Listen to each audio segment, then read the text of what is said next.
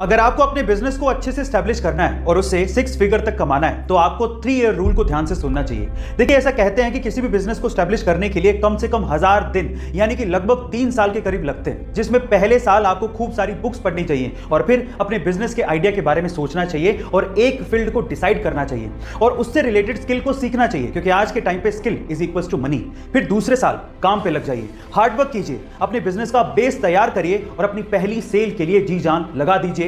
Profit की परवाह मत करिएगा। और दूसरे साल में जो भी आपने गलतियां करी उसको तीसरे साल में आपको क्या करना है, उसको तीसरे साल में फिल्टर करना है, अपने फंडामेंटल्स को और स्ट्रॉन्ग करना है। और अगर आपने 3 साल सर्वाइव कर लिया तो चौथे साल आप 6 फिगर तक कमा जाओगे, ये मैं आपसे गारंटी के साथ कह सकता हूं। गाइस, ये वीडियो आपको कैसी लगी कमेंट सेक्शन में जरूर लिखिएगा। धीरूभाई अंबानी ने आखिर इतना पैसा कमाया कैसे, वो इतना अमीर बने कैसे? क्या इसके पीछे की वजह जानते हैं? इसके पीछे की सबसे बड़ी वजह थी उनकी रिस्क टेकिंग कैपेबिलिटी, उनका रिस्क उठाना।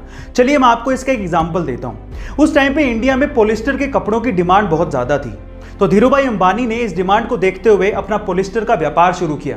लेकिन ये डिमांड इतनी ज्यादा बढ़ गई थी कि धीरूभाई अंबानी को और माल की जरूरत थी, जिसके लिए पैसे चाहिए थे, लेकिन इतना सारा पैसा बैंक देने को तैयार ही नहीं था।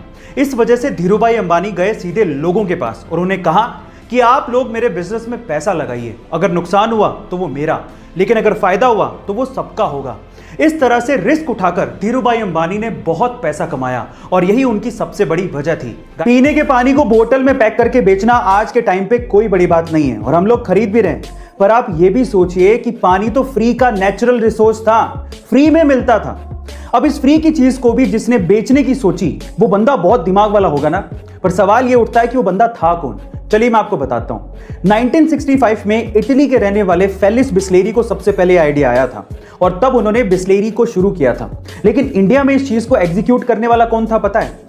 इंडिया में इस चीज को एग्जीक्यूट किया था पार्ले के फाउंडर रमेश चौहान ने, जिन्होंने बिस्लेरी को 4 लाख रुपयों में तब खरीदा था। और आज के टाइम पे पार्ले बिस्लेरी का ईयरली टर्नओवर $200 मिलियन से भी ज्यादा है। गाइस, आइडिया इज एवरीथिंग, जो आपकी किस्मत बदल सकता है। तो आइडिया सोचो।